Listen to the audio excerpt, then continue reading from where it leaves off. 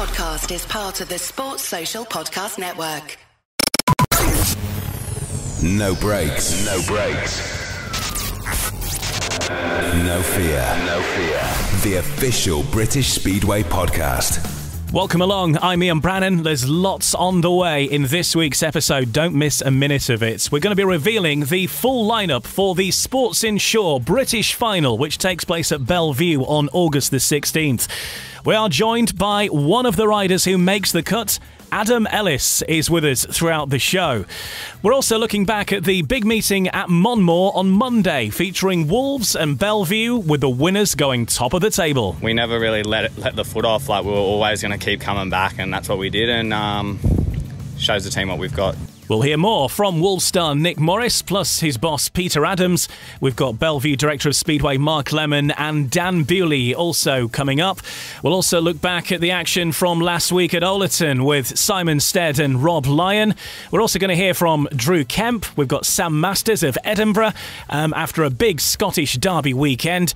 And Leicester were beaten at home for the first time against Poole. We'll hear from Hans Andersen of Leicester and Steve Worrall of the Poole Pirates. We're also got Trevor, Geer, we've got David Mason of Birmingham, and we've got Will Pottinger of the Eastbourne Seagulls. That and much more to come on this week's No Breaks, No Fear. No breaks, no fear. The official British Speedway podcast. So lots on the way, and we'll be speaking with Adam Ellis in just a moment. We're going to start the show with breaking news at the time of recording of the lineup being announced for the Sports Inshore British Final at Belle. It's taking place on Monday, the 16th of August, and no less than 6 former champions make the lineup. With more, here's Nigel Pearson. There's no doubt in my mind that the lineup for the 2021 Sports Inshore British Final is stronger than last year. Established champions are back in the lineup, particularly 3 that missed out last year: Scott Nicholls, Craig Cook and Charles Wright. It's great to see them back in the field this year. Rory Schlein is the reigning champion, of course, and Danny King and Chris Harris are other former champions. 6 British champions in total in this meeting, which is great. A shame, of course, there's no Ty or Robert Lambert, but we know the reasons why behind that. It's a quality lineup in itself. Me personally, I feel the man to beat will be Dan Bewley or Adam Ellis, who's on the show tonight, of course. It's been a great form so far this season, Adam. But Dan Bewley, particularly around the National Speedway Stadium, he will be tough to beat. It will all come down to around 60 seconds and the grand final on the night. A reminder of the lineup: Craig Cook, Dan Bewley, Danny King, Rory Schlein, Adam Ellis, Charles Wright, Richard Lawson, Louis Kerr, Scott Nicholls, Chris Harris, Kyle Howarth, Anders Rowe, Steve Worrall, Edward Kennett, Richie Worrall and Ben Barker. The draw will be made very soon, and it will be available on British Speedway social media channels and the YouTube channel, and that will be probably in the next week or so. So it's a Sports Inshore British Final. Tickets available now from the Belle Speedway website. Full details, just head to the Belle Speedway website. Keep following British Speedway social media channels as well.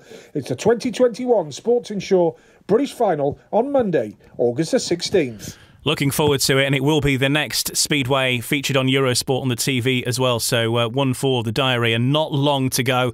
A brilliant lineup, 6 former champions, and I'm very pleased to say that one of the 16 lining up with a chance of having a go for the British final will be our guest who's joining us throughout this show.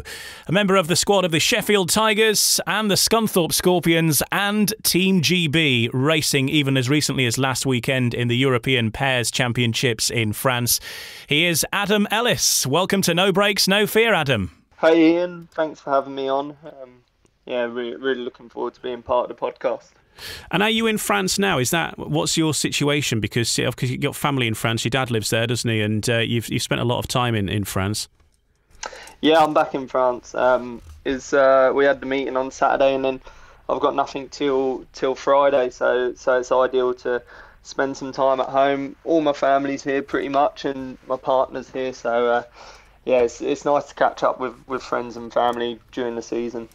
And of course, France is home. That's where you grew up, and you were racing in France for Team GB. So best of all worlds, really, last weekend in Macon for the FIM European pairs tournament where Team GB finished 5th, and it could have been a lot higher, couldn't it? But things maybe came unstuck at points throughout that meeting. What was the tale of it from you? Because I think coverage was a little bit patchy, of course, because slightly off the radar, really, that tournament. But how did it all go for you and the boys? Because you were in the team with Chris Harris and Tom Brennan. How did it all work out for you?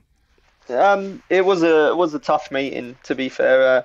There was a lot of rain the night before, and we was kind of hoping it would play into our hands. The track looked pretty rough in the morning, and they pushed practice back so that they could work on it.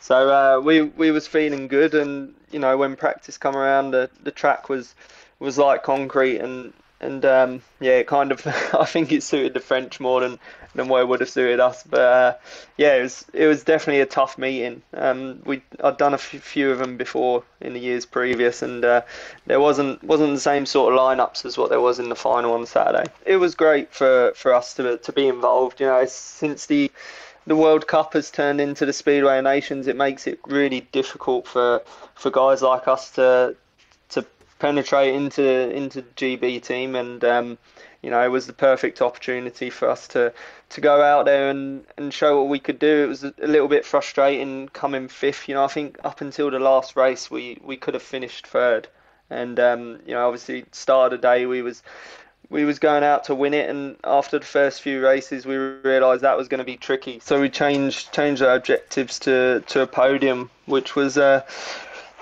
still on track until the last one. So it was frustrating not to get the sort of result we wanted to. And the winners being France, I think, as you say, maybe home track advantage. But what about, where do you think the British team is compared to the rest of Europe? Because we are starting to see the fruits of some of the work in the background coming through now, like yourself, like Tom Brennan, and we've seen the success he's had over the last couple of weeks, becoming the under-21 British champion. How do you think we're faring on that international stage now, versus where perhaps we might have been years ago? I think we're a lot better than where we were, especially when I first come over to the UK and started. It was I think we was quite a long way off, but obviously the guys like Woofy, Lambert and Bewley are a step ahead of us, but we're there's a lot of young guys coming through. You see Tom, Drew, Anders Rowe, and like the Thompson brothers, they're flying everywhere in England at the moment, and it's great to see them doing so many international meetings on the continent. It can only be a good thing for them, and with the support Rob and Vicky give everyone that's riding for GB, I can't see it any going other way than up, to be honest. And I think that's the thing as well, isn't it? It's like it is a bit like a family atmosphere, and all these riders are coming through together, and you see not just the riders together, but the parents or other family members who are involved in the various setups of each individual rider. They've been together for a number of years now. Yeah, it is like that. It's the under-21 days are, in my opinion, they're the best ones. You're not doing it for you're racing because you're enjoying it more than anything else, and you seem to spend a lot of time with the same guys. When I was doing it, Neil Vatcher was in charge, and I think he still is, of the under-21s. But we had quite a close-knit group, which was really enjoyable, and we're kind of feeding off each other to progress, which was really good. And as soon as you step out at that stage, you kind of feel like you're a grown up. Then you need to find your own way a little bit. So it's great that the boys, they're still young. None of them are in their last year. They're all pretty much going to be there for another 2 or 3 years. So it's looking really positive for them, and I hope they can make the best out of the opportunity they're given. And tell us a little bit about the French Speedway scene. They won this event at the weekend. We hear of riders sometimes going off to France, I suppose, to do some meetings. And I think long track is as big a thing as any in France as well, isn't it? What's the French Speedway scene like? It's getting better, to be honest. It's they decided 4 or 5 years ago they were going to start doing a Speedway league, which a lot of people in France laughed at them, and they're quite stuck in their ways, or they was before with the grass track and long track. But you look at the difference it's made with some of the young guys coming on, and obviously David Bellego and Dimitri Berger, they've always been fast, and you look at them now, and they're in contention with Grand Prix spots and Speedway European Championship spots, which is nice. It's perfect place really to start the season. They normally do the league before the season starts everywhere else, so you get to get some meetings in, get a lot of practice in because the weather's nice, and I think they've got big plans for the next few years. They secured a deal to stream all the meetings live on the internet, which is another big step for them. They're hoping that that's going to kick the sport into into the spotlight a little bit in France. And for you yourself, growing up around Speedway in France, you're born and raised in France, but obviously British parents and represent Great Britain now in Speedway, and you're speaking to us from your home in France now. What was it like getting into Speedway for you? Because I know that from another podcast I do, Jeremy Doncaster mentioned that he would hang out with your dad when he was racing long track in Mormond, and your dad involved in bike racing as well, and had a lot of Speedway friends. Yeah, he was. He raced grass track sidecars before, so obviously all the top Speedway riders back then used to race long track, and he's got a lot of connections, which is great. And I used to go as a kid all the time. My grandparents used to take me to watch every meeting that was going in France, and I kind of fell in love with it through that, and started out early teens, and never really looked back since. But it's definitely been a bit different. It's not a big sport over here, and it's only really in the local area, and it's nice to see Speedway really coming, taking over from the long track, and see a lot of the young guys come on is great.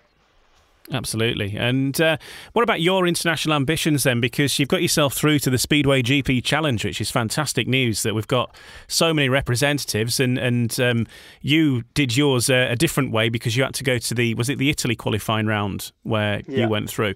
So that's going to be coming fairly soon. And what are your preparations like for that? And where's your mind at with the Speedway GP Challenge on the agenda of everything else you've got on your plate? It's something that's in the back of my mind. Obviously, I'm not thinking about it every day. I've got probably 20 meetings or so before that, and some big meetings as well. The British final, which has been up there with what I've wanted to win for a long time. So it's I think this year's probably the best shot I've got at it, which is going to be. It's going to be interesting with the likes of Dan Bewley. I don't know if Crumpy's going to do it again this year, and obviously Rory Lyon, and it's going to be tough. But Grand Prix challenges, I'm looking forward to it. When you look at the lineup, everyone knows it's going to be tough. There's no easy way to get into the Grand Prix, but I'm just going to go there, give it the best shot, and pretty much keep the same mindset that I've been using for every meeting all year. Well, best of luck with it, because it's going to be a great occasion, and you just never know. One-off meetings like that, you just never know, do you? It could go amazingly well. We've had some questions actually from some Speedway fans over the course of the past few weeks, and you're probably the first rider we've had on since these questions have come in that might be able to answer this. You are a rider who's been operating in different countries so far in the modern COVID world, and I know it's brought you a little bit of bother, particularly getting back out of Poland and things on occasion, and you've changed how you work now. But talk us through what an average week would be like for you when you've got meetings on, say, Monday in Britain, you've got Sweden during the midweek, and then maybe back to Britain again, an international meeting. What's the travel plan like, and how do you get yourself prepared for the meetings that are in separate countries when your bikes are thousands of miles away? It's difficult, it's never really been easy. It's probably the most I've ridden abroad this year, and I probably haven't picked a good year for it, to be honest. But all the guys that have done it before would tell you that it's difficult, obviously getting early morning flights, arriving at the hotel late at night, and travelling most of the day before you get to the meeting, and then doing the same the following day. There was a lot of unknown at the start of the year, from everybody would turn up at airports, and even the people at the airport wouldn't really know what was going on. So that was tricky, but it's getting a lot better now. So it's travelling's not too bad. Finding flights is a lot more difficult. There's a lot less flights than what there normally would be. So, for example, I'd be riding in England on a Monday, Tuesday in Sweden, and the only real flight you can get in, or to get close to Sweden direct, is to Copenhagen. So, flying to Denmark early Tuesday morning, get on a train to cross over to Sweden. Normally my mechanic will pick me up from there and we drive up to the meeting. After that, drops me back off at Copenhagen, fly back Wednesday morning if I'm in England on Wednesday or Thursday, and then on Friday probably fly out to Poland if I'm racing there, or anywhere else in Europe. So it's a busy schedule, but I wouldn't really change it. It would be a bit easier if we didn't have the restrictions, but it's just the way it is now. Trains, planes and automobiles, and a bit of speedway riding in between. And then you've got the situation with Brexit, I think, which has complicated moving equipment around as well. So have you got separate equipment on mainland Europe, and does that move between Sweden and Poland if you need it, or have you got separate bikes for Poland, for Sweden, for Britain, or wherever? Yeah, I've got a couple of bikes in England with my mechanic who's based in Sheffield, and then a different setup in Poland, which does the everywhere in Europe. I was pretty lucky. I've got French nationality, so it's not too bad getting in and out of Europe for myself. But from what I've heard, some of the boys that have to drive over it can be a bit challenging. So it's definitely the easiest way to have two different setups. It might cost a bit more, but it's a lot less hassle. Yeah, and then and then what's the situation with like COVID testing and things like that? Because that's another expense, isn't it, that riders are having to find sometimes as well? Yeah, that can be challenging. It's not every country has the same rules. So some countries, if you're vaccinated, you don't need COVID tests. Others, they want them anyway. Some are 48 hours, other 72 hours. So it's a lot of time spending online flicking through the government websites, but it's getting better. Like I said, start of the year was challenging, but now it's you kind of it's a lot more easier. Fantastic. Well, safe travels wherever you're heading. It's certainly full on business, isn't it? Let's look back at that last meeting that you were involved in Britain then, and that was on Thursday in the Premiership, Sheffield versus Peterborough.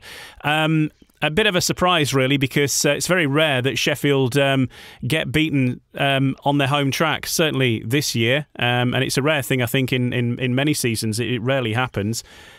Talk us through that meeting, because we knew from the start that Peterborough would be strong. They've been strong everywhere this season because of the pure strength and depth that they've managed to assemble. And having somebody like Chris Harris at reserve was always going to be quite an advantage, wasn't it? It was, yeah. We knew it was going to be tough before the meeting.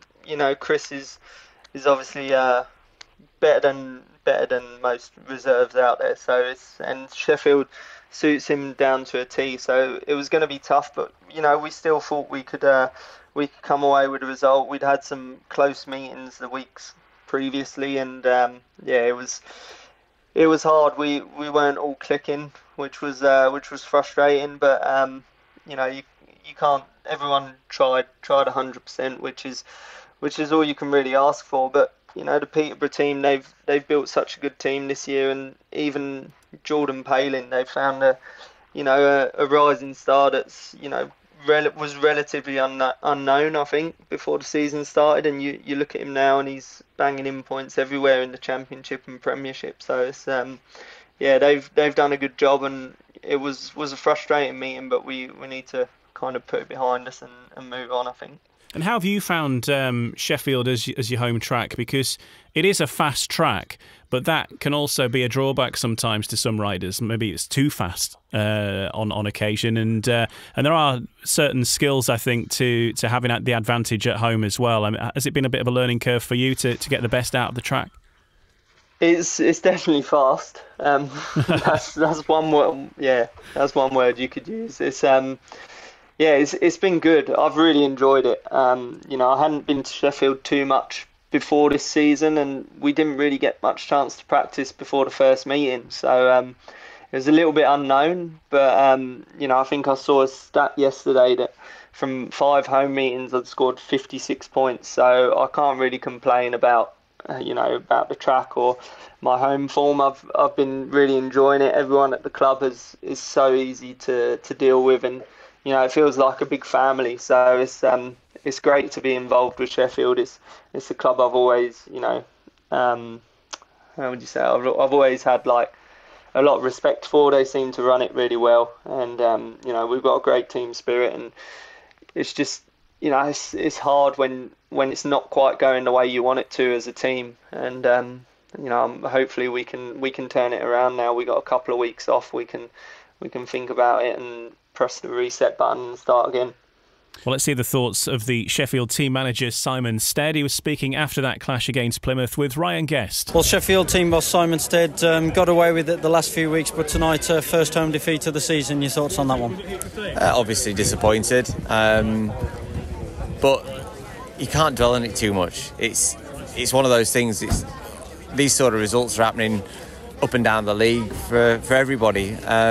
So it's not the end of the world. It just makes our away form coming into a busy August more and more important. So yes, I'm disappointed. Have we got to improve? Yes, a lot, dramatically. What do you do against Peterborough? 23 points at reserve compared to 2 for us. I think that was the final scores, and that tells its own story. Couldn't do a lot about that, and it's disappointing. But if we'd have if had a bit more strength in other areas, we missed Jack. Mozza stepped in and did a good job for us, but Jack would have scored more than arguably more than Mozza's done for us tonight. But it's one of those things. You have to take it on the chin, regroup, go again. People keep citing the same names you've mentioned, areas of struggle as well, but it's not just as easy as getting replacements in, is it? It isn't. The rising star situation is particularly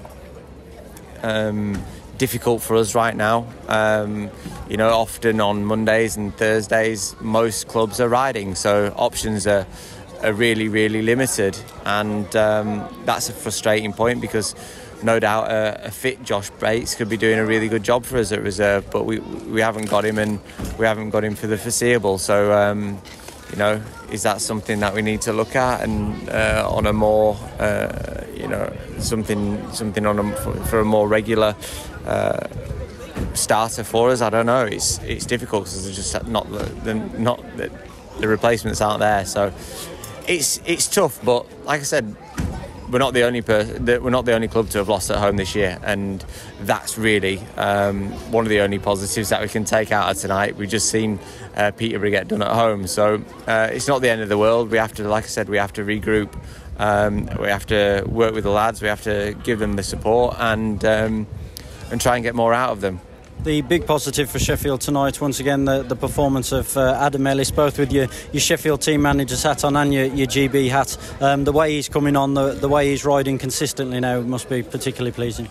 Well, yeah, it is really pleasing. Like you said, there aren't too many positives out of tonight, but certainly Adam's performance is one of them, and he continues to do that on a regular basis. He's a consistent, very, very good performer right now, and GB hat on, Sheffield manager's hat on. I'm delighted for him for both of those, and he's only going to get better. Just finally, a bit of a gap until the next fixture now. Kings Lynn on August the 2nd. They've broken their duck and beaten Bellevue in a last heat decider as well, and obviously a first visit to the Adrian Flux Arena for the Tigers on that occasion.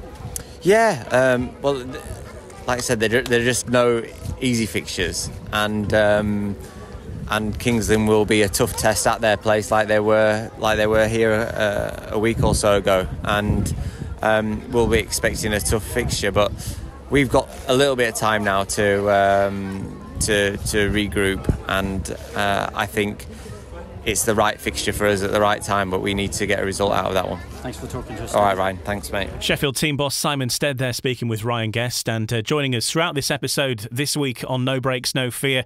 I'm pleased to say Sheffield rider Adam Ellis is with us, and he was involved in that meeting. And when we're talking about the problems at Sheffield, really the reserve situation is one thing, with Josh Bates being out for so long, and that has certainly been costing Sheffield, hasn't it? It has. Steady knows he's ridden for years, and he understands, how our point of view as a rider, and when you're struggling, it can be really tough, and niggling injuries. Josh has had a tough start to the year, and it's not ideal for us. We know how good he is around Sheffield, and it's hard to have a guest in every week when you got someone sitting on the sidelines who's got the potential to go out and score double figures. So it's been tricky. Wrighty seems to be getting better and better each week. He seems more comfortable on the bike, which is good, and hopefully he can show that soon by getting a few more points. Meanwhile, though, victory for Peterborough Panthers on the road. Their charge continues. Since that meeting, of course, we know that Ulrich Ostergaard has been injured racing for Glasgow on Friday night in a crash at Edinburgh. We wish Ulrich all the best, but a key part of why Peterborough have been doing so great, and we hope to see him back very, very soon indeed.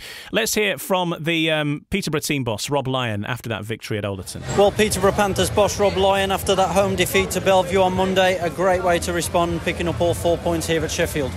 Yeah, it certainly was. That's what we came for, really, but we knew it'd be tough. Sheffield are a good outfit, especially around here, and they've had some close meetings at home, but always come out on top, and so yeah, we knew it'd be tough, but proud of the boys tonight. Good team effort, and Bomber man of the match. What can you say? 7 rides, and what did he get? 17, paid 17 with an engine failure. So, but it was a team effort. Ulrich was superb. All the boys rode well. Even the boys had to take out. They all played their part. So very proud of them. Yeah, Sheffield came back in the middle part of that meeting as well. But like you say, good character from the whole team once again to recover and turn things around. Yeah, superb. And like I said earlier, Gate 4 was difficult again tonight. It was last week when I was here, and it proved it again tonight. It was difficult, and you could see it swaying backwards and forwards. And I think the gamble putting Bomber off 4 in heat 12, I think it was, or heat 10 possibly, 10, was the turning point for us.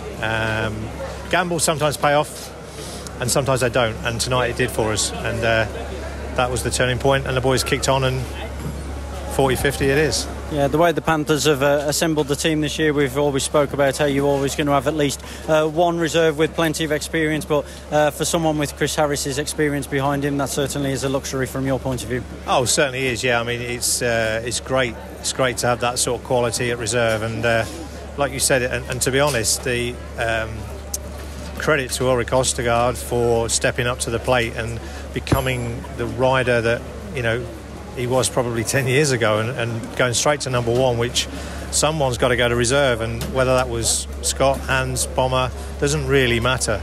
We've still got that quality, and at this time it's Bomber.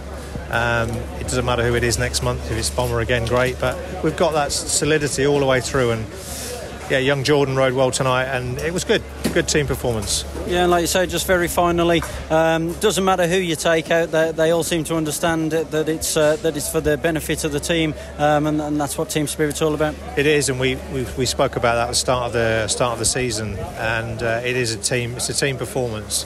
They're individuals. They're all here to earn money and everything else. But I always say, you do it for the team. You don't do it. It's nothing personal.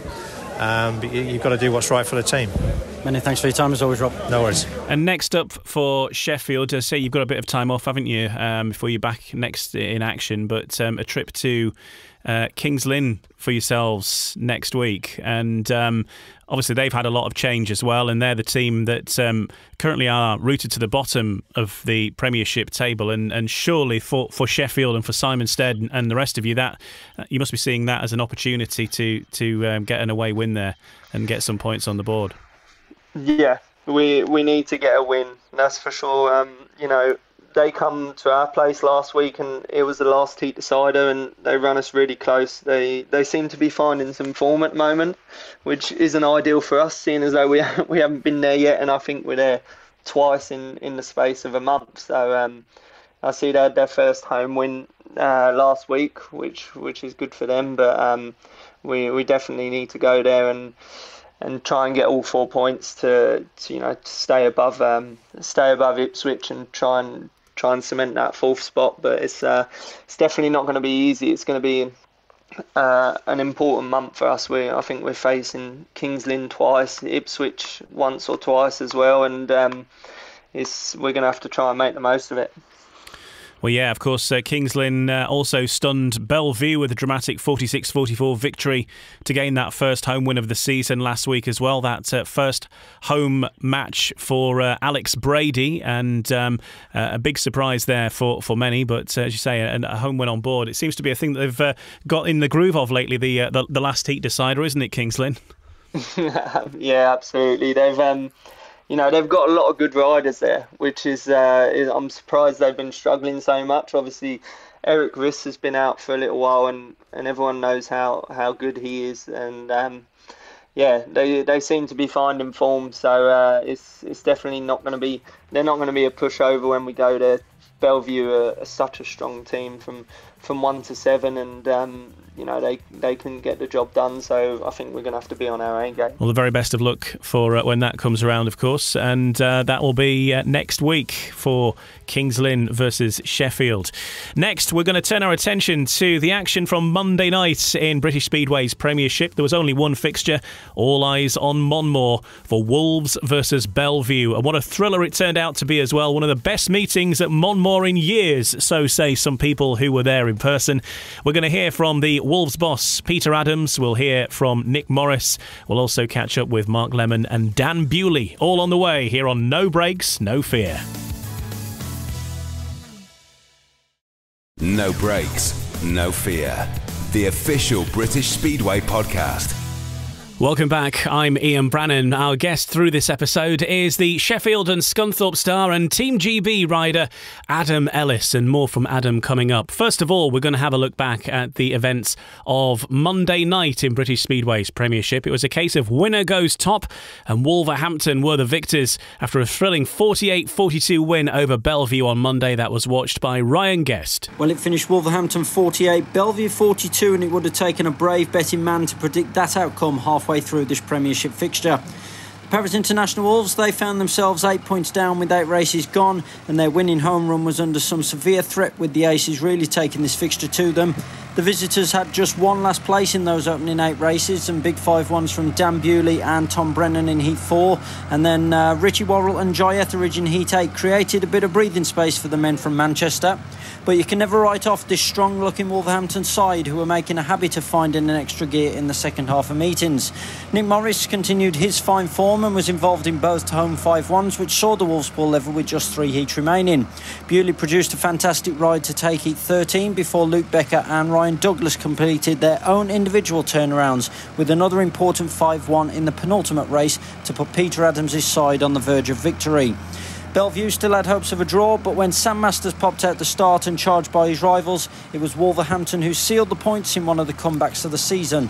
It was a stunning night of speedway action in the Black Country, and while Bellevue were left wondering what could have been after throwing away such a handy lead, it was the hosts who returned to the top of the table as it finished Wolverhampton 48, Bellevue 42.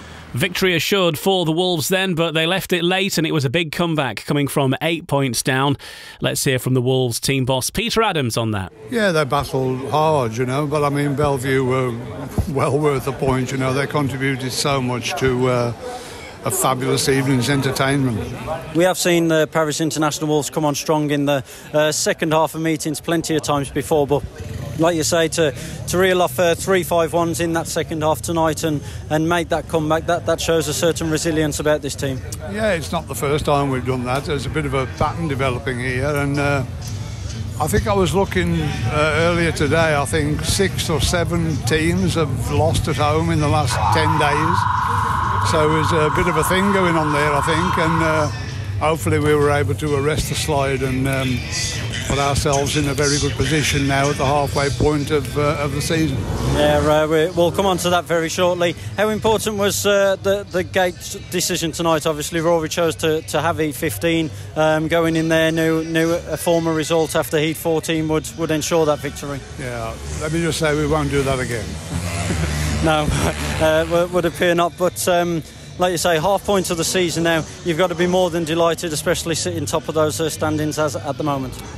Yeah, I was talking to the boys in the team meeting today, just warning them that the league table, when you look at it, you should take no notice of that, because there's an imbalance in home and away fixtures for some of the teams, and some have played 3 or 4 times, more than other teams. So it's a matter of looking at what points you've gained on the road and deducting those you've dropped at home to see who's really in pole position. And after tonight, that's us. Yeah, just very finally, another big crowd here at Monmore tonight. Probably one of the best race meetings we've seen for a long, long time here. Yeah, it was a terrific meeting, and as I say, it takes 2 to tango, and Bellevue, produced a very good performance themselves, but we just had too much strength for them at the end. Many thanks for your time as always, Peter. No problem, mate. It was a strong team performance throughout the Wolves lineup, and top scoring on the night were Sam Masters and Nick Morris. Let's hear from Nick Morris right now, who reflects on the strength and the determination among the Wolves camp. We expected Bellevue to be good here. They've got riders that ride this place well, and a couple of our guys didn't start as they normally do, and it made it a bit tough. They got away from us a little bit, and but yeah, like you said, it shows the team we've got. We come good at the end, and we're still solid all the way through the meeting. So we never really let the foot off. Like, we were always going to keep coming back, and that's what we did. And shows the team what we've got to get a win like that. Yeah, a lot of teams have been dropping points at home recently as well, but Wolves really are making this place a fortress. Yeah, it's good. I think everyone's just still getting dialed in, really. Like, for me personally, I feel like I've found something the last couple of meetings that I'm confident with and is working well. So I feel a lot better, and the whole team's just doing good. So yeah, we just keep doing that, and Peterborough will be a tough test next week, and we'll just keep doing what we're doing. Yeah, you talk about your own individual form, only denied a maximum in Heat 15 last week, 13 paid 14 again this week. So, like you say, something seems to be clicking here all of a sudden. Yeah, I feel a lot more comfortable like I used to when I rode at Wolves. 2019, I never really found that speed and everything. So, in the start of this year, I never really felt it either. But last meeting we tried something a little bit different, and just from the start it's so much better, and my bike's working on the track. It's good too, and when it's like that it makes it a lot easier. So no, everything's going well, and busy couple of days now, and just keep carrying that on. Yep, you and the team are going to need something similar once again next Monday. You mentioned how tough it's going to be against Peterborough, and I think it's Hans Andersen dropping down to reserve for them, and that's the strength they've got in depth this year. Yeah, they're going to always have a good reserve, but so do we. Like, Dougie at reserve, he didn't start as well as he would have liked to have started as well tonight as he would have liked, but he come good at the end, and I'm sure now he'll start the meeting with whatever he did at the end, and hopefully he can start well, and we won't give other teams that break like we did tonight. Brilliant stuff tonight, Nick. Well done. Thanks, mate. Appreciate it. As the Wolves star, Nick Morris, who got 13+1 on that Monday night meeting against Bellevue. Joining us in this episode is Adam Ellis, star of the Sheffield Tigers, and Sheffield have ridden against both Bellevue and Wolves fairly recently. And Adam, what is it like racing against those two teams? What are their particular strengths for you as far as a rider goes, and how do they differ as well? Because we're hearing about that strength of character with Wolves, and Bellevue, of course, have had their issues, but they have got their strengths, particularly at home, haven't they? What's it like facing up against those two sides at the minute? They're both very strong teams. It's I think Wolves, Bellevue and Peterborough have pretty much cemented their place in the playoffs now. So they're just going to be fighting for top spot to see who gets the pick in the playoff semis, which is everyone knows is important. But Wolves have so many good riders. Obviously, Sam, he's definitely one of the best number ones in the league this year, and and guys like Schleiny with lots of experience as well, which makes it, makes them dangerous, because they've got a lot of young guys as well, or guys that are just coming on. Dougie's had an awesome year as well, and it's going to be an interesting fight for the top spot, I think. And for Bellevue, we hear from some fans sometimes, you see online, that maybe there are portions of that Bellevue team that are not scoring as heavily as they would like. Maybe people like Brady Kurtz perhaps not scoring at number one as many points as they would hope for all the time. But they have got big strengths as well. Dan Bewley's having a good year, and more often than not he's been on form, and strong at reserve as well with Jai Etheridge and Tom Brannan. Yeah, they're going to be very tough to beat. Brady and Dan are definitely quick when they're both on form. Dan's having an awesome season everywhere, and he's not an easy guy to beat. He can, he's not the best skater in the world, but he's always buzzing around doing passes you like you're standing still. But they've got experience as well. Both Worrall brothers have been around for a while now, and they're solid in the middle order with Wrighty and Jai Etheridge. I haven't seen many of their results this year, but he seems to be the trump card for them. I think he's definitely come on a lot and seems to be banging in a lot of points. Well, let's hear from the man in question then himself after that performance last night. Here is Dan Bewley chatting with Ryan Guest. Well, Dan Bewley, 8 points up at the mid part of this meeting. Must be disappointed in the end to only be leaving with one consolation league point.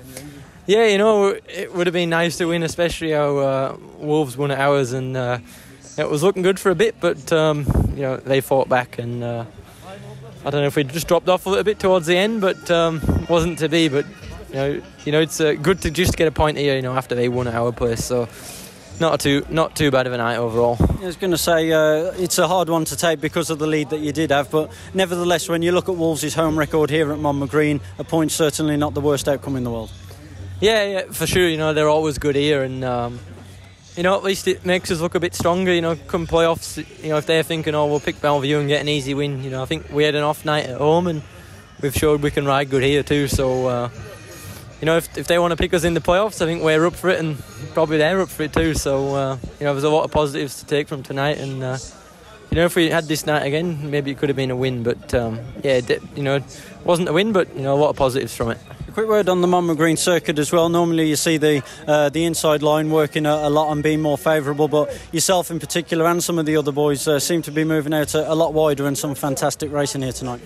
Yeah, to be honest, the track's probably the best I've seen it for a while, and it's still got that. I think it's a bit stupid, the camber on the third and fourth bend, but you could almost get over it, and it produced a good race, and it was just a little bit. With the rain and whatever, towards the end of the meeting it wasn't too much racing, but in the earlier heats I think it was perfect, with the camber not being so stupid like it used to be. You could get a good run around the inside and the outside, so hopefully if they'd watch that and think, maybe this will give us some good racing and just stop making some stupid off camber 2 metres off the curb, but we'll see. Yeah, from the Aces' point of view though, some home fixtures coming up now, still a fair few meetings to get in as well. Certainly not giving up on that top position to have the choice in the playoffs, which it looks as though the Aces are more or less going to be in there now. Yeah, I think playoffs is almost sealed, but I think we've done a lot more away meetings than home, so hopefully we can rack some more points up, and get top would be nice, and get first pick. But if not, I think we're ready for whichever team picks us, or if we get second pick. So whichever way it goes, it's going to be good. But just keep battling away and get some more wins, hopefully. Well done tonight, Dan, and many thanks for speaking to us. Thank you. Cheers. Well, Bellevue team manager Mark Lemon, 8 points up after 8 races here at Monmouth Green, eventually having to settle for a consolation league point. Sum up your overriding thoughts after that one. I mean, it was a cracking match. The fans that witnessed that tonight, obviously going to go home pretty happy, especially if you're a Wolves fan. I think the Bellevue fans could probably go home slightly disappointed. Actually, I mean, to sort of lose an 8-point lead it's quite frustrating. As a manager, just a couple of boys just didn't have their nights, and for some reason just aren't hitting those notes that we expect them, and we know they can. To get a league point at Wolverhampton's obviously good, but we were coming in for more. We knew, obviously, we wanted a bit of a revenge after the heavy defeat we took at home to the Wolves. So, but that's we're halfway. We've got to come back here again. We're halfway through the season, so we'll take that bonus point. I know you're a team manager who likes to take positives into the next one as well. And like I say, 48-42 to get a league point and push Wolves as hard as you did can certainly take stuff from that. Yeah, absolutely. I mean, like the rain came in after the interval, which probably was a game changer in all fairness. Like I felt like we're pretty comfortable. The boys were getting their bikes and the setups really dialed in nicely. That rain came in and just throw a bit of a curveball, was a bit of a leveler really, and probably that's when the Wolves kind of stepped it up the later half of the meeting. So yeah, that's just the way it goes sometimes, and you got to run with that. Like I said, cracking meeting, but feel slightly disappointed we didn't come away more. Yeah, it's been a strange few weeks for the Aces since returning to action. Obviously, you mentioned the home defeat at Wolves, then winning at Peterborough, then the defeat at Kings Lynn, then tonight. Like you say, it's been a roller coaster of a couple of weeks for the Aces. Yeah, I mean, things were going pretty smooth, I guess. And then we've had an injury like with Richie and Charles, so he took a knock, and that doesn't help things when you come into stepping up to this level. But obviously Brady's just not finding his form at the moment. I'm sure that'll come once he gets his strap and gloves back, and then we'll be a match for everybody. Yeah, a lot of home fixtures to come, starting next Monday against Ipswich. Yeah, I think that's what we kind of need, really. We need a sort of a roll of home matches to build that confidence up. I guess we've been lacking that. We've been travelling on the road very good, but it's funny how it kind of works for you, because we're going to be coming into the playoffs on a bunch of home meetings, so that's pretty handsome sort of place to be. Time will tell. Many thanks for your time as always, Mark. Thank you very much. So there's the Director of Speedway at Bellevue, Mark Lemon, speaking with Ryan Guest after that last gasp defeat for Bellevue, but a win for Wolves. That takes Wolves back to the top of the table, a point ahead of Peterborough on the same amount of fixtures. Bellevue have raced one fixture more and remain in third. Next up in the Premiership then, it's down the bottom half of the Premiership, because it's Ipswich and Kings Lynn who meet at Foxhall. One rider looking to improve their home form in particular is Drew Kemp.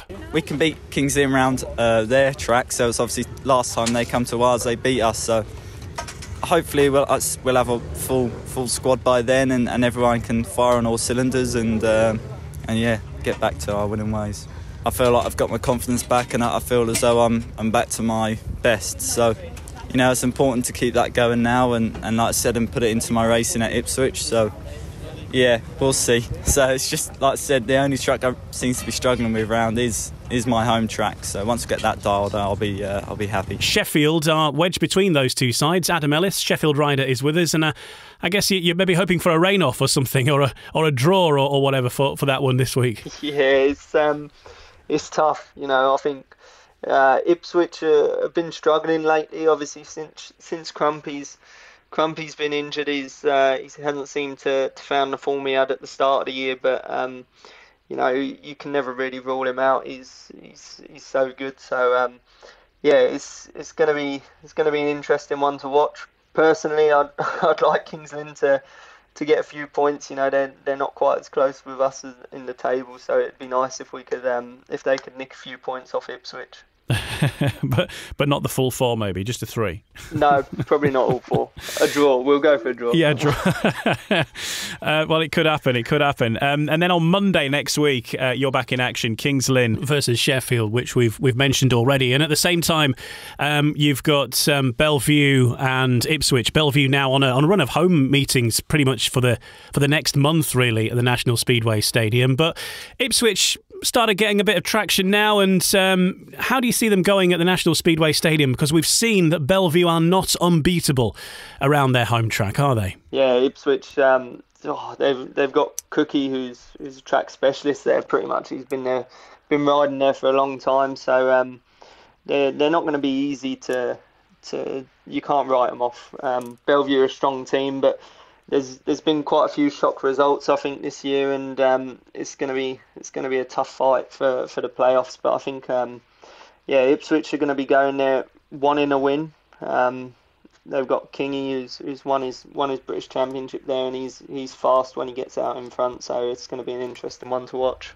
That's Adam Ellis, and he's our guest on No Breaks, No Fear this week, the official podcast of British Speedway. Those Premiership fixtures then next Monday in full. Kings Lynn versus Sheffield, Bellevue versus Ipswich. I should say as well that neither of those are on TV. Eurosport taking a break because they're focusing on Olympic coverage for the next few weeks. The next live Speedway on TV will be the British Final, August the 16th, which is a Monday night at the National Speedway Stadium, and we'll have more build-up to that nearer the time. Next, we're going to look at everything in the Championship and a bit in the National Development League as well. Adam Ellis, not just a rider for Sheffield, of course, these days, also representing the Scunthorpe Scorpions, and we'll chat about Scunthorpe in just a couple of moments. No Breaks, No Fear, the official British Speedway podcast.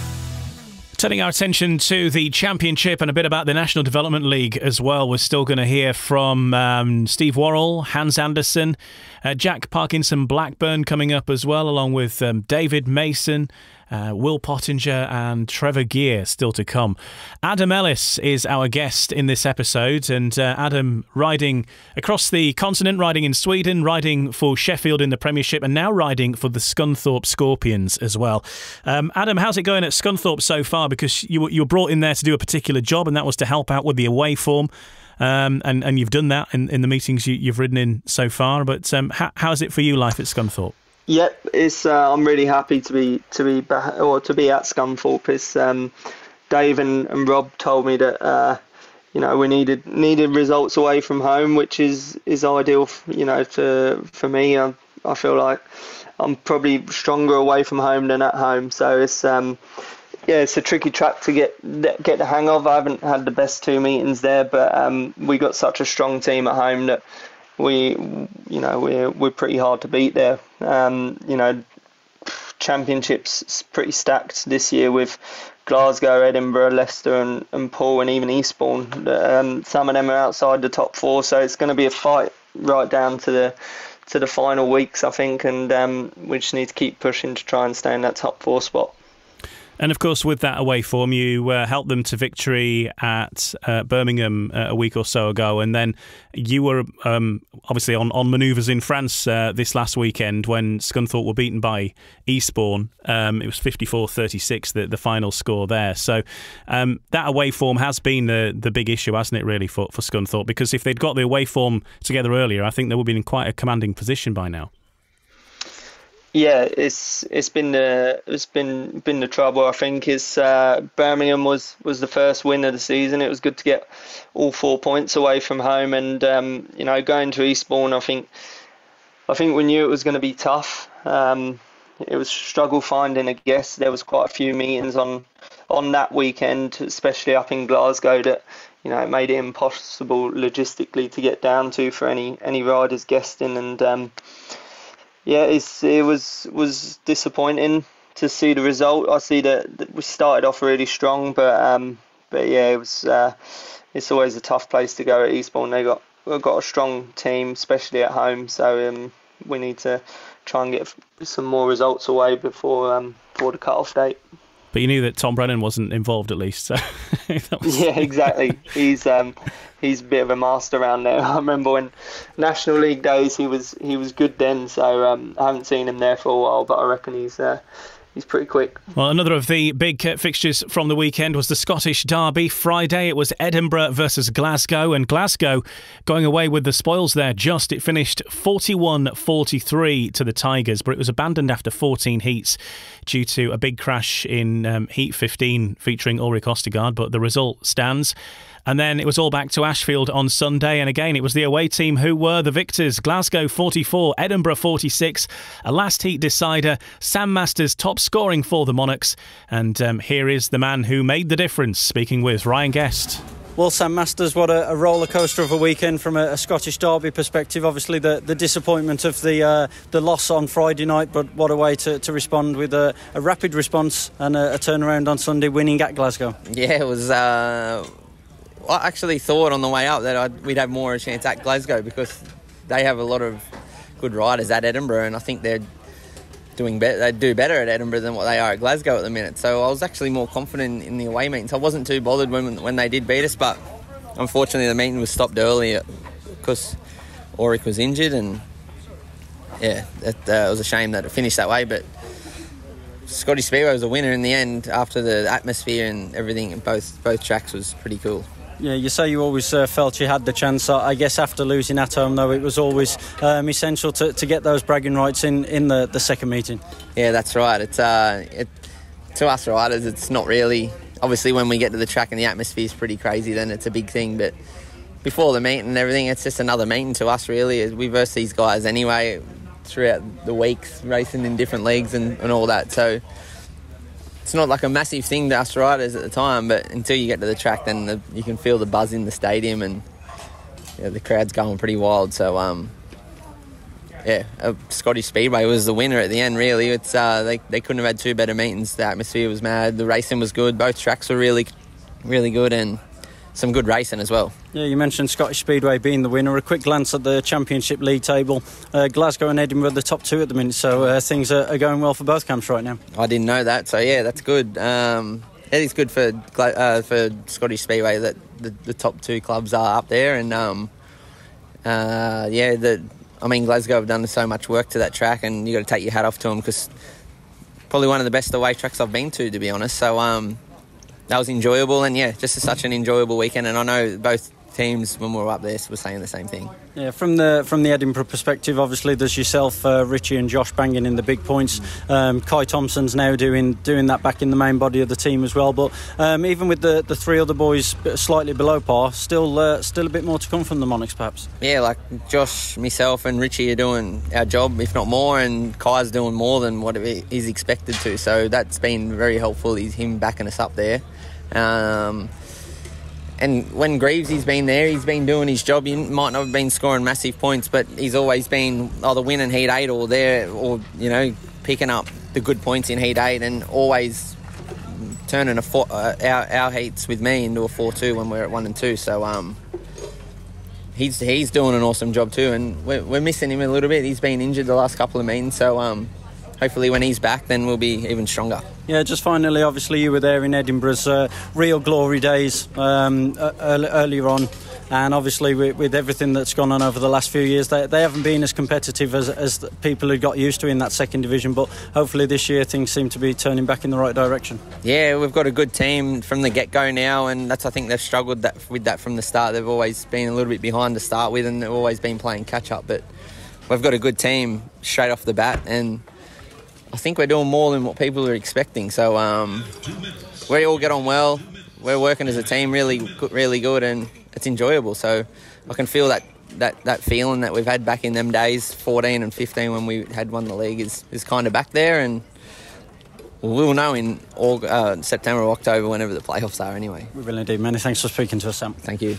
Yeah, it's getting tight at the top. Certainly, Edinburgh Monarchs seem to be on a bit of a roll at the moment. Glasgow Tigers also there or thereabouts. And Scottish Derby always has that extra passion. Have you ever been involved in one of those type of fixtures, Adam? I've never been involved in one, but I've heard a lot about them, and they seem to get pretty passionate up there, which would be awesome to be there and see. But it looked like a good couple of meetings for both Glasgow and Edinburgh. Makes it interesting knowing that there's no standout team up there. So I think they're two teams that will definitely be in the playoffs come the end of the year. And it's going to be a tough place going to either Edinburgh or Glasgow. Not the only derby over the course of the weekend. It was all happening in the northeast as well. Friday night finished Redcar 39, Newcastle 21, abandoned after 10 heats because of a curfew. There was issues with the sun. There was also quite a bad injury to Ben Cook as well,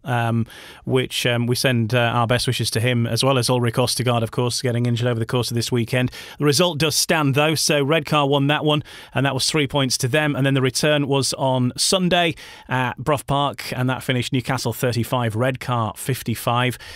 4 points for Redcar there, so 7 points in the bag over the course of the weekend with their northeast derby. I know there's the war cry has been put out by the Newcastle authorities to rally the troops there and get themselves going, but for Redcar, those points are going to be very valuable and certainly keeps them firmly in the playoff picture. Yeah, big result for Redcar. I think they probably would have expected a win there, which is which is it's a good result for them.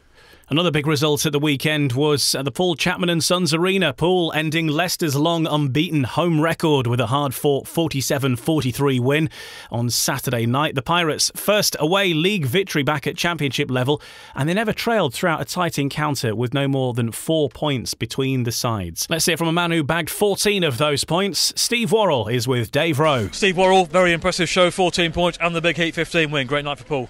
It was, yeah. I thought we was up against it to start with. With missing Ben after his crash last night. And fair play to Matt, he worked his magic, and we got James Wright in. So yeah, fantastic replacement. Good team performance. Everyone dug in. And the end result shows that. And some very fast starting from yourself, and it had to be towards the end. Yeah, it was crucial. All night I was popping out, and obviously when you come up to Heat 15 and everyone's relying on you to the general discussion was, right, we need you to pop out and win, and whatever else, and I'm like, oh God. But no, I was on a new engine tonight from Peter Johns. I just picked it up a few days ago, and what a weapon is flying. So thank you for that, Peter. You probably don't know that Leicester haven't lost here for nearly 3 years, which is a real fortress it's become. So for Poole to come and do that, it sends out a statement. I read that. It was something that the Poole press had put on.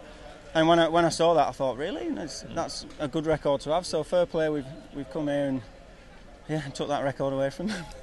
I know you've not had the home matches, obviously with all the COVID stuff going on, but you have a chance now with home matches virtually every week, twice a week sometimes, I think, to catch up and really get on a roll here. Yeah, we've been a bit slow, obviously, with COVID, but it's nice now because I've always been busy anyway individually, but as a team we can start building some momentum. It's nice we've all turned up today and we only seen each other a few days ago, and everything just keeps flowing in. There's no stop-start thing, so I'm looking forward to now building up momentum with everyone and hopefully getting a lot more of these results. Quick word on that Heat 14 by Daniel Hume. That was a massive ride for him. Fantastic ride. He's always, he tries his heart out. That's what I like Daniel for that. He won't just settle at the back. He'll always get stuck in, even if it ends up with him sat in the fence. He'll always get stuck in, and fair play to him. He calmed down a bit. The race before, he could have had a 5-1 with Rory if he'd have been a bit smarter. But yeah, he settled down. We all talked to him beforehand, and he settled down a bit. And yeah, he rode really composed and didn't make any mistakes, and ended up with a win. And to beat Ryan Douglas, Ryan Douglas is fantastic round here. So yeah, fair play to him. And that obviously had a big influence on us winning. If that result in that heat set Heat 15 up for us to go and do that. All you have to do then was hold off Nick Morris for the entire race. Yeah, that's it. Well done, superb result, thank you. Brilliant, thank you. As Dave Rowe with Steve Worrall of the Poole Pirates after that away win against Leicester, the first team to beat Leicester in quite a while at the Paul Chapman & Sons Arena. Poole are playing catch-up. They started a lot later than everybody else, so they've got a lot of matches in hand. Adam Ellis is with us. Losing Ben Cook while he was guesting for Redcar on Friday night. Obviously, he's been replaced quite well this last weekend by James Wright. Not sure how long Ben Cook is going to be out for, but how big a dent is that in the plans for Poole, though, when we're just starting to make some headway? Yeah, that's a big blow. I didn't know about that, but hopefully it's nothing serious. And a couple of weeks out, it's going to be. August is normally pretty busy, but I'm sure if he can come back, in a couple of weeks, he can regain some form, and they'll be right back where they were come the end of the month. As for Leicester then, let's get the thoughts of Hans Andersen, because of course the two sides face each other again this week, Wednesday. They meet at the Arlington Stadium. Hans Andersen speaking with Dave Rowe. Hans, obviously no one likes to lose at home. It was a close, hard-fought meeting, and in the end Poole just out on top. Yeah, Poole are a very strong side, and they have riders which ride displays very good, and unfortunately for us, we had a few riders not performing from the very beginning, but came very good in the later stages of the meeting. Unfortunately, Nick crashed out. If he hadn't crashed, I actually think he would have passed Worrall, which would have made it a draw. But there you go, not disrespect to anyone. Poole are a strong side, but we're going to go there on Wednesday with an open mind, and we could probably turn them around. Well, that'll be interesting for yourself. A good night's work, three wins, 3 fast starts. You know this track very, very well, and you look comfortable. I wouldn't say I know this track very well. I did one season here, and it seems a long time ago. But again, it was only my second meeting back here since I rode here in 2018, and none of the equipment which I have now is from then. So every time it's something new, I'm making small notes of what is working and what's not. So there's still improvement to come for me, but today was a good step in the right direction, that's for sure. And looking forward for Leicester, Plymouth away on Tuesday. I'm sure you haven't been there before. And then Poole, which of course you have been there before, so two very different tests there. It will be, and like you said, I've never ever been to Plymouth before, so it will be a new experience for me. But I'm glad my teammates have been to Plymouth, so they can pass on their experience of the track. And you know, if we work together as a team, we win. And then Poole away on Wednesday. You do know it well, and I'm sure you'll get a good reception from the Poole fans as well, hopefully. Yeah, I hope, because I did a decent guest for him in the very first meeting this season. So yeah, I hope they start cheering me and then boo me towards the end, because if they boo me towards the end, that means we won. Lovely, thank you, Hans. Good luck with that. Thank you. Look forward to it. Thanks. As Hans Andersen inviting the Poole fans to boo him on Wednesday night. So that's their fixture, Leicester away at Poole. At the same time, Birmingham will be in action. They're racing against Plymouth. Let's catch up with David Mason, the Birmingham co-owner, because last week Birmingham took on Redcar. It was a rerun of that knockout cup clash that's been much talked about, but Birmingham got the result, got through to the next round.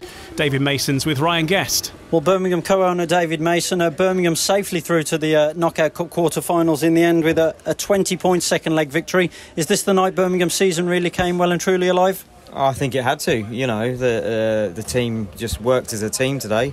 You know, the atmosphere in the pits was brilliant. You know, and it proved on the track as well. You know, the guys were making superb gates. You know, and even when we weren't making gates, we were passing them as well. So, and I think Redcar, you know, no disrespect to them, they just couldn't do anything about us. You know, we were just so hard into the turns. You know, and the bomber and the RIS partnership is absolutely phenomenal, especially in 13 and 15. So, you know, it's fantastic news that we've got through, and that's what we wanted really. It was just we were all hoping and praying. You know, that we could get through to Heat 11 and Heat 12 and then Heat 13, and once the 5-1 came in Heat 13, we knew then they only needed a 2-5 nils, and then they weren't going to get that. We only needed 1 point, so you know, we were just so pleased that the team did it, and you know, it's good. It's a good platform to work on. Yeah, definitely. Not to put a negative slant on it, but I've got to ask the question. Obviously, a lot to do with the first leg has been well documented. A lot of people saying that this leg shouldn't have even been restaged, but nevertheless, the rules were the rules. What was awarded was awarded, and the team have responded magnificently in the end. Yeah, I mean, obviously, you know, if we were, I suppose, on the other side, Redcar, you know, we would have probably tried to fight the same battle, I suppose. I don't know, but you know, that mean we want to put behind us. I suppose Redcar need to do the same, and we need to move on. You know, it's still a long season. And you know, Redcar have, you know, proved that they can be a good team. And you know, to be fair, you know, I was thinking this morning that, you know, they're going to come here and, you know, may do some damage, but we obviously proved that we were, you know, back at the races and, you know, making starts and winning races. Back to tonight, back to the positives. Every member of the Brummies team doing their job for the side. How important is it to have a fully fit 1 to 7 of your own back in the camp as well? Oh, it's good for, you know, it's good for the team. It's good for the public as well, because then they see their 1 to 7 all the time. You know, and coming back to the reserves, you know, Paco's scoring really well today, and Jack, you know, popping out the starts a couple of times, and you know, he won a race, and it's just superb to see. You know, and it's great. You know, it's great for the team, and it's great for Birmingham Speedway. Yeah, it was looking a busy few months as it was anyway. Now 2 more fixtures to slot in somewhere on the calendar. Looking at that busy schedule as well. Back to the league action next week. Plymouth at home at Peterborough on Wednesday night, and then away trips to Edinburgh and Leicester. Yeah, so obviously we've got Plymouth next week. We hope that, you know, Crumpy makes a, you know, return. It'd be nice to see him here along with Bjarni. So they've got 2 good spearheads, and especially Bjarni as well, being an ex-Brummie. So we're looking forward to that, and again get some points on the table, and hopefully we can move up, you know, and just keep going. Congratulations to the team tonight, David. Thank you. Cheers. So that was speaking after the victory against Redcar last week. This week, the visit of Plymouth, and it's going to be good to get stars. I'm not sure if Jason Crump's actually involved looking at the team news that we know at the moment, but certainly Bjarne Pedersen due to be in the lineup, and it's going to be great for Birmingham fans to see Bjarne around Perry Bar once again, isn't it? It will. Plymouth have built a very, very top-heavy team, which is a bold move. Obviously, if there's any injuries or one of them has an off night, then they don't stand a lot of chance, which we've seen a few times. But everyone knows how good Crumpy is, and his form at the start of the year was impressive, and obviously Bjarne's top class, so could be interesting. We'll have to wait and see. And as you mentioned, your next action is on Friday. Scunthorpe taking on Poole in the Championship at the Eddie Wright Raceway, which is going to be a big fixture. Hopefully the weather will be nice, and you must be looking forward to taking on that Poole lineup because, as you mentioned, they are a strong old outfit. It's going to be difficult.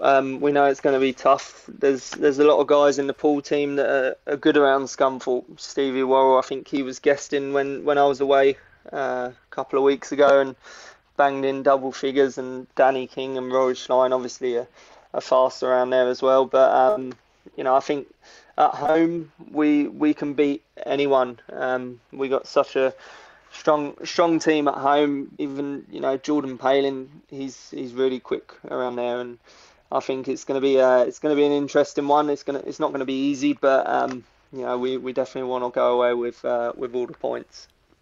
The other fixtures on the Friday then, Glasgow take on Berwick. It's Redcar versus Kent. Kent having a very tricky time of it as well. I think they've struggled for guests quite a lot as well, haven't they? And I mean, they have had their moments, but they're having quite a tough time so far this year. They are. It's been difficult for them. More recently, Cam Heaps, who's been struggling with injuries, and it's a tough first year for them in the Championship, but you still can't write anyone off. I don't think they could go out and beat a lot of teams, which is going to be interesting. Scott's obviously their main man, and he's got a lot of experience. And I've been in the team with Scott a few times, and he's a great guy to have around. Helps out a lot. Got a couple of fixtures in the Championship Knockout Cup on Friday, both in Scotland. Edinburgh versus Birmingham, the next round of the Knockout Cup for the Brummies there up at Edinburgh. And then Glasgow versus Berwick in the Knockout Cup Friday. The return leg will be happening the following night for Glasgow, who take a trip to Sheffield Park on Saturday night. Leicester host Birmingham, the East Midlands, West Midlands derby there. And meanwhile, Eastbourne are in action against Plymouth on Saturday. Of course, Eastbourne got a big win against Scunthorpe last week when Adam Ellis, our guest today, was not riding, but riding for Great Britain. Let's hear from the Eastbourne team manager, Trevor Geer. He's been speaking with Ryan Guest. Well, Trevor, first and foremost, after all the tense last heat deciders you've had to go through at Arlington so far this season, Saturday's fixture against Scunthorpe must have been very welcome indeed. It certainly was, yeah. We've had so many last heat deciders this year. It was great to get it over, a few heats before. No, I think everybody's, treated to some exceptional racing last night in 30 heats of good racing in both Championship and NDL racing. Yeah, very good night. The way the Championship's shaping up as well, there are a lot of strong teams in the mix, and there aren't many foregone conclusions at this level. So as cliche and as obviously simple as it may sound, every single point that you can pick up is going to be so crucial, isn't it? No, it certainly is, and every point is vital. And I think that we've got a team that's capable of doing it. When everyone's present, it's a shame we have to be missing riders all the time, but when they're on international duty. But that's one of the things, having a young British team, and that they're going to be missing at times. And we struggled yesterday without Tom Brannan and that, and Carl Newman picked up an injury. But hopefully next week we'll be back to full strength. I think when everyone's present, we can beat anyone really. You mentioned being without Carl Newman and Tom Brennan there. Did that make the result against Scunthorpe even more impressive in your eyes? It certainly was, yeah. I know Scunthorpe, they were missing Adam Ellis, and they had an injury with Theo Piper. But, and there aren't many guests out there. In fact, we're both chasing the same guests without knowing until the weekend. But, but we were fortunate in the end to get hold of Zane Kelleher, and I thought he'd done a brilliant job for us. Improved every race really. I think most people will be aware that it hasn't been the easiest of starts to the season for Edward Kennett for the Eagles. So for him to soar back into form with a full 15-point maximum against the Scorpions, it sounds like it was just what he needed at just the right time. It certainly was. You could see the other night at Kent, Edward sort of gained confidence there. You know, it looked a lot better. And he brought that along to Eastbourne last night, and it looked exceptional. You know, very good. Yeah, and on the official club website on Saturday, Edward said how he nearly threw it all in, basically, because everything he was trying was backfiring. Was that ever something he spoke about to you personally as his team manager? No, it wasn't really. No. I didn't really want to go there with Edward and that. We always wanted him there in the team and that. We know what he's capable of. He's a good local lad and a good rider. So, yeah. Didn't want to contemplate anything else, really. With the scores he was producing up until the past week, with him also moving away from that number one position, did you always believe that he would be able to turn the corner? Well, that's it. I've known Edwards, since he's a little kid now. I know what he's capable of and that, and it's just a matter of getting setups and everything else right with Edward and getting his head right. And it's all come together now, and let's hope he has. Ends up the season like this. And he needs more meters. He's not getting enough rides, really. He could do with some Premiership rides and that, really. And just riding in the Championship, it's not enough for some of these kids and that. They need to be riding 2 or 3 times a week, really, to stay on top of it all. Well, Trevor, many thanks for taking the time to speak to No Breaks, No Fear, the official British Speedway podcast. And we wish you all the best for the rest of the season. Thank you, Ryan. Eastbourne team manager Trevor Geer speaking with Ryan Guest. And the only other fixture in the Championship across the weekend that we haven't mentioned so far is another North East derby, actually, Newcastle v Berwick, and that is on Sunday, 4 o'clock start at Brough Park for that one. If you're in the area, maybe you're holidaying in Northumberland, get yourself along. To lots of Speedway, because Berwick are racing on the Saturday, Newcastle on the Sunday. Top times there. Let's have a look at the National League now, because we're talking about Eastbourne. Eastbourne Seagulls were in action last week against the Bellevue Colts. A very close meeting indeed. But once again, another defeat for Eastbourne, who find themselves in the National League without a win so far after 5 meetings. Very frustrating. They're just nearly there, but not quite. Let's hear from Will Pottinger, who is the team manager of the Eastbourne Seagulls, about what it's like just not quite being able to get the results over the line. When you lose at home, it means you've got to do that extra bit away from home, to try and make up for it. So we're going to have to pick up some points away, wins really away from home, and then look to go unbeaten at home really for the rest of the season if we're going to have any sort of chance of winning the league. Still plenty of time, It's only our 4th meeting, but you don't want to keep saying that, because before you know it, it'll be the end of the season. But already the team is it's quite a lot different to what you envisaged back at the start of the season, and also young Nathan, who's riding superbly, will obviously move up at some stage soon. Yeah, we've been it's been a bit of a nightmare at times. Nobody's fault really, just one way or another. With Henry getting injured, that was a massive handicap, because he can't really he was going to be 8, 9, 10-point average, no doubt about it. So trying to find a rider who's going to do that at home and away is very difficult. Don't know who's come in and is getting better, but like everybody in our team, really, we haven't raced for nearly 6 weeks before last weekend, so we've got a lot of catching up to do. And of course, Chad decided to take time out of Speedway, so we had to make another change there. So it hasn't been straightforward, that's fair to say, but we'll keep plugging along and then we kick on from there, really. You're fairly experienced now. You've been through these times where you're having to rebuild teams time and time again and trying to still make the best of every meeting you can. Yeah, absolutely. It is difficult because there's not a massive pool of riders to pick from, especially when the points limit is so low. It is hard. You've got riders who are on 3-point averages that go on to be sort of 8, 9-point riders like Nathan. It's a big advantage over any other team. Maybe when Nathan goes into the team we'll be a bit more balanced. Hopefully that will help us a little bit. Will Pottinger of the Eastbourne Seagulls, who are still winless in the National League, but it was a very close run thing against the Bellevue Colts. It finished Bellevue 46, Eastbourne 43. And joining us as our guest is Adam Ellis. Adam, when you're in a team who just can't get a win, really, and you're in that rut, what's it like as a rider and for the team when you're doing everything? It feels like you're doing everything right, you're putting everything into it, but the results just don't show it. It's frustrating. Speedway is a funny sport, and most of it is in the head.